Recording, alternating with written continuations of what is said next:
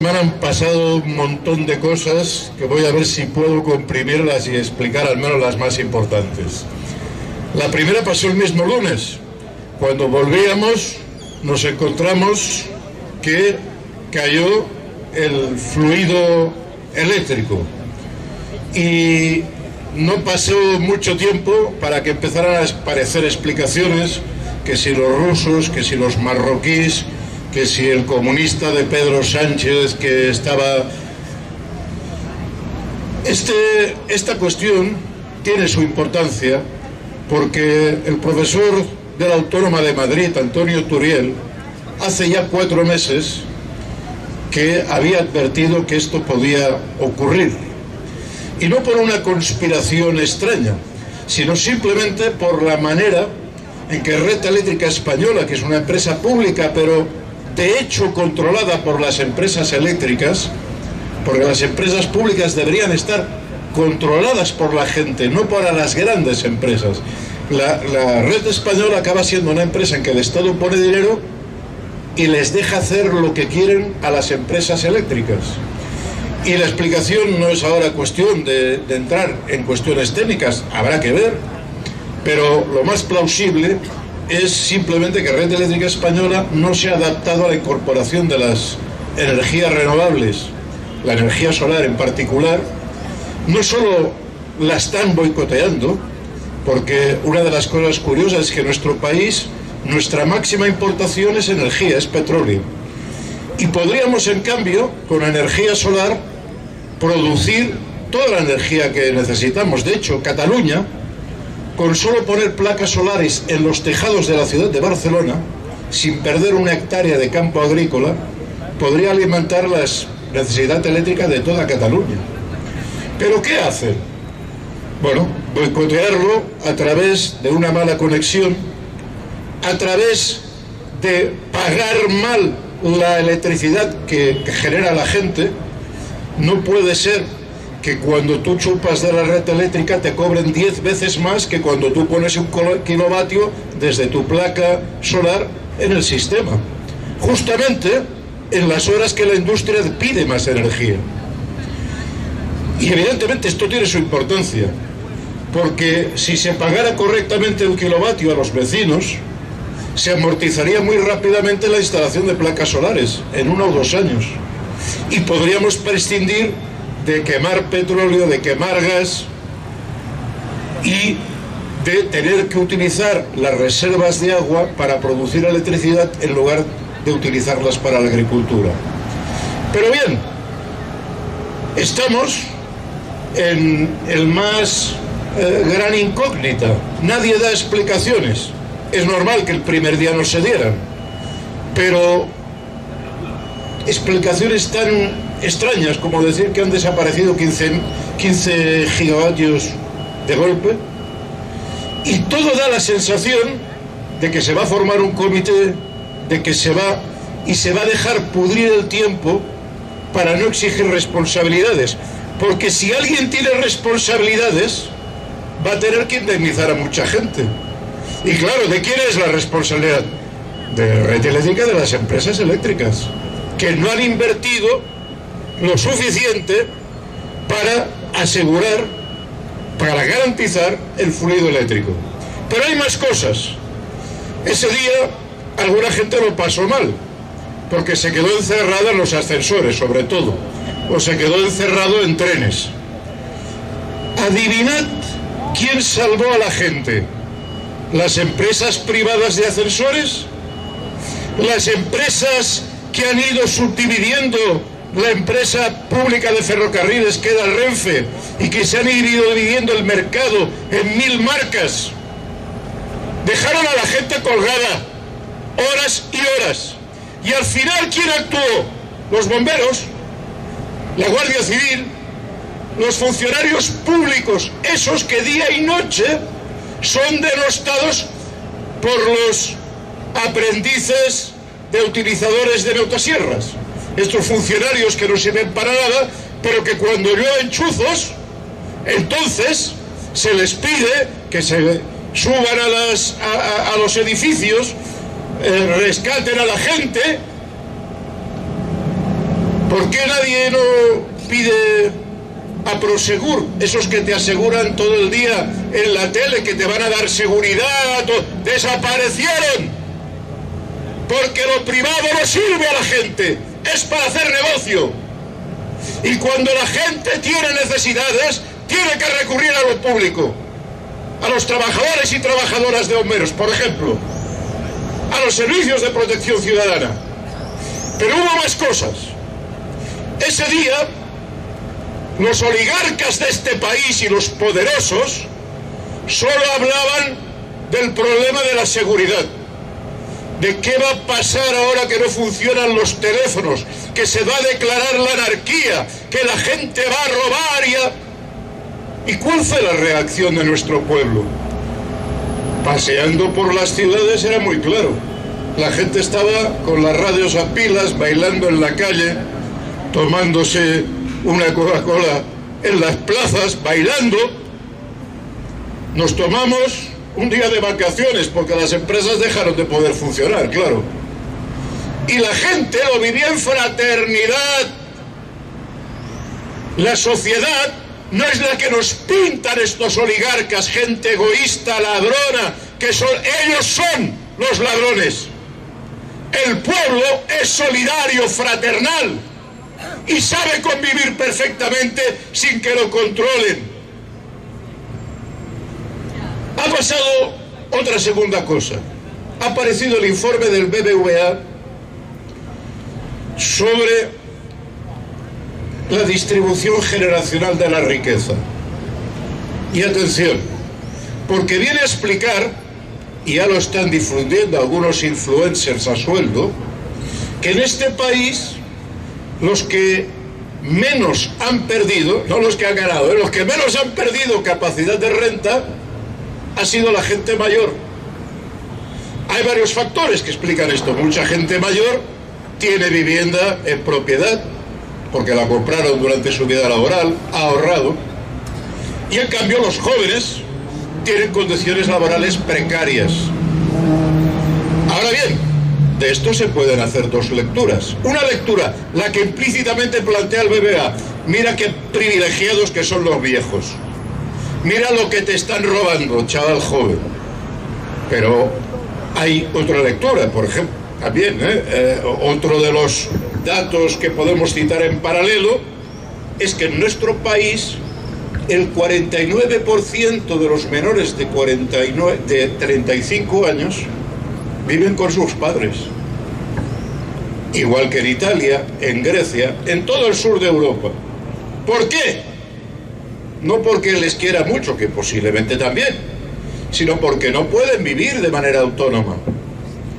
Y claro, aquí hay dos soluciones. O es un problema de quitarle a los viejos lo que tienen, o es un problema de que los jóvenes peleen como peleó nuestra generación, luchando por salarios dignos, por condiciones de trabajo. Sus padres no los vamos a poder amparar hasta la eternidad. El problema no lo tienen con la gente mayor, lo tienen con los oligarcas de este país, que cada vez se quedan una parte mayor del Producto Interior Bruto. Y por tanto, que espabilen, que se den cuenta que el destino está en sus manos y que nadie los va a proteger si ellos no se protegen, si ellos no luchan. Tercera cuestión que quería hacer referencia. Ha habido el 1 de mayo, el Día de los Trabajadores. Debería ser un día para llenar las calles, porque de indemnidades y de conflictos estamos llenos. De pérdida de derechos, de gente trabajando en precario, de empresas que cierran y echan a la gente sin indemnizar. Pero la paradoja es que en la manifestación del 1 de mayo de la mañana había menos gente que nunca. Claro que seguramente que los líderes sindicales salieran diciendo que este 1 de mayo lo que se trataba era de poner impuestos a la gente para que pagaran el armamento, no es una forma de ayudar mucho a movilizar a la gente. Pero aún así hubo movilizaciones, Y los que estuvimos, COESPE, Marea Pensionista, estuvimos en todas las manifestaciones del país explicando lo que pasa con las pensiones, explicando que la salida no es aumentar el gasto militar. Y por cierto, fuimos muy bien recibidos, porque en estas manifestaciones, aparte de algún dirigente corrupto, lo que hay son gente trabajadora, gente que intenta defender como puede en sus empresas los derechos laborales, y gente también bastante harta de que se tomen decisiones a sus espaldas. Intentamos ser lo más constructivos posibles, estuvimos en todas las manifestaciones, las de la mañana y las de los sindicatos alternativos por la tarde. Pero hemos de tener una mirada larga, porque es patético que en este momento la gente olvide las tradiciones que nos han permitido llegar donde estamos.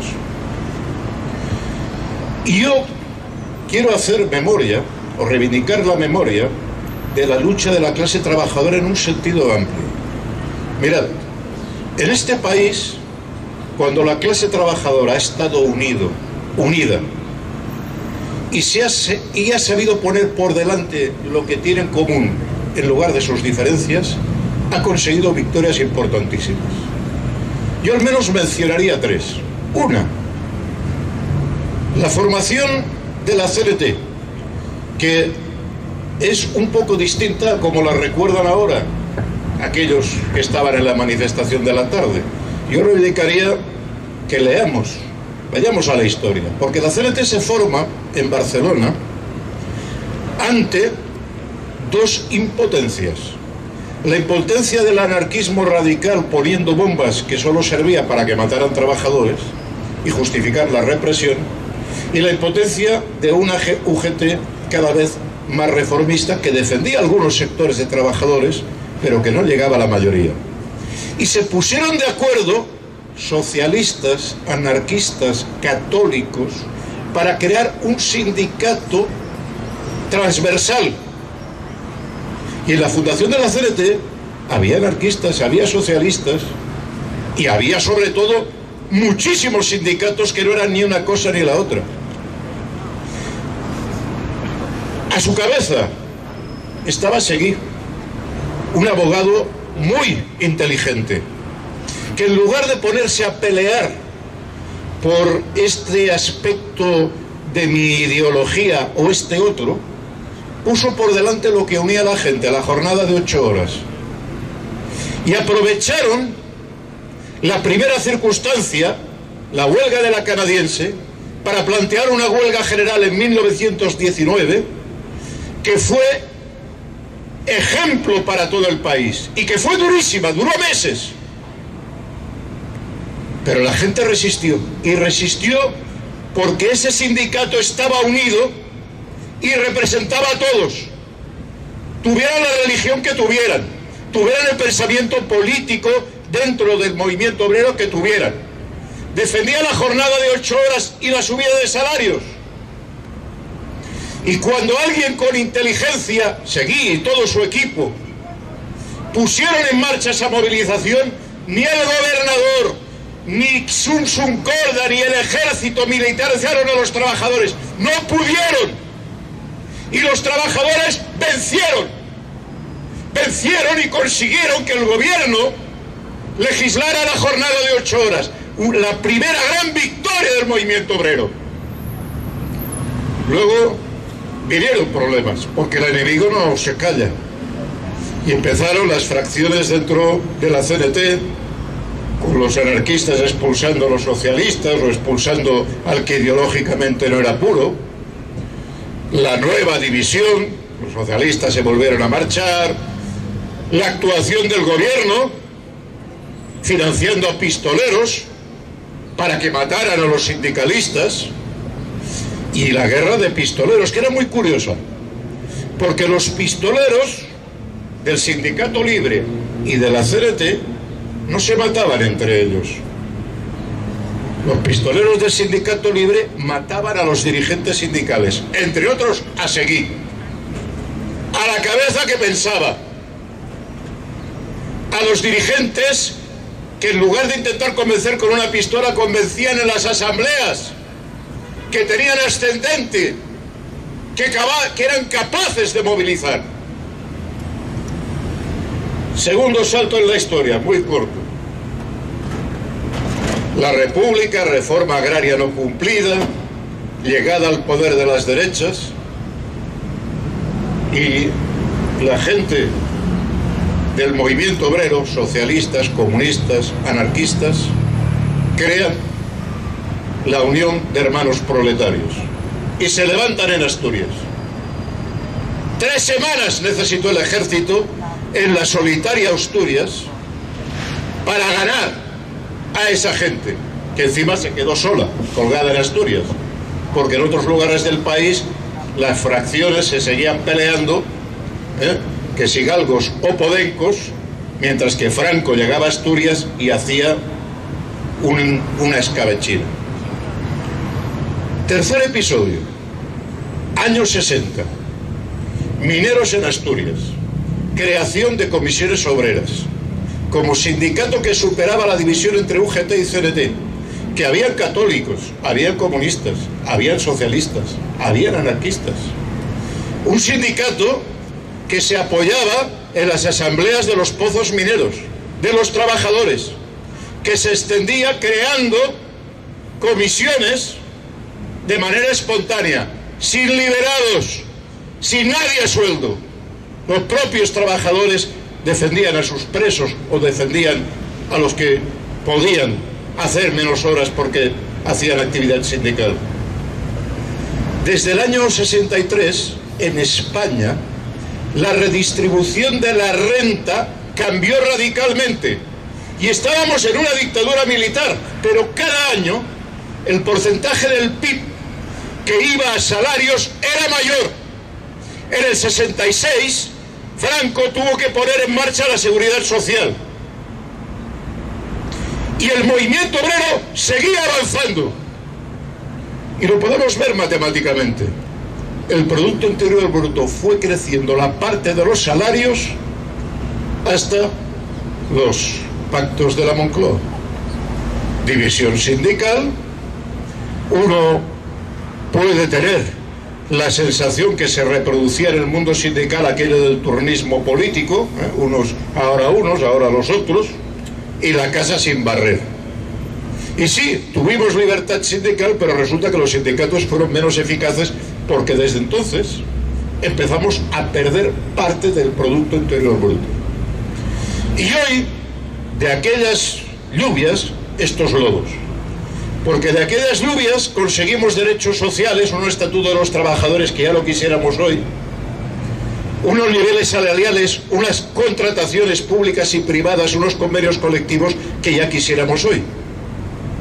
Y hoy lo que tenemos es lo poco que nos queda y que solo podemos mejorándolo uniéndonos de manera transversal, de manera fraternal entre todos los trabajadores, sacándonos de encima el sectarismo, porque creando muchos sindicatos pequeñitos enfrentados entre sí, que si tú tienes esta ideología, que si yo tengo la otra, que si tú eres independentista, que si yo soy anarquista, pero yo soy más anarquista o más socialista o más comunista, con eso lo único que nos hacen es dividirnos y destruirnos. Hemos de recuperar, y en parte modestamente, COESPE, que es transversal, en que convivimos gentes con muchas ideologías distintas, pero convivimos. Y además damos la cara uno por otros hasta niveles. ¿Por qué? Porque estamos convencidos de lo que hacemos y tenemos muy claro que lo que estamos defendiendo es la auditoría, es la subida de las pensiones con el IPC, es cerrar la brecha de género. Y frente a esto no hay ningún dirigente que pueda salir en los periódicos diciendo mañana que no, que las subidas estas para la guerra. Porque somos un movimiento participativo, empoderado de la gente, con miles de personas participando y con gente que sabe para qué está luchando, aunque seamos distintos, Y con esta fuerza somos imbatibles. Pero hay otra cuestión. Vamos a tener que hacer pedagogía. Porque hoy tenemos, os lo decía, una lucha. El informe del BBVA es muy peligroso. O explicamos a los jóvenes que luchen, defiendan, se unan. Llamamos a la gente que trabaja en el mundo sindical a dejarse de tonterías y empezar a pelear por la dignidad laboral, por subir los salarios mínimos, por hacer la auditoría, o va a prevalecer la otra parte, la parte ideológica del individualismo, de enfrentar jóvenes con mayores. Y mirad, la última cosa que pasa esta semana. Esta semana se cumplirá el 80 aniversario de la derrota del fascismo. Curiosamente es algo que por estos lares no se celebra mucho, pero que es importante recordar, porque el fascismo decía que había seres de diversas categorías, infrahombres y razas elegidas, y que a los infrahombres, a las razas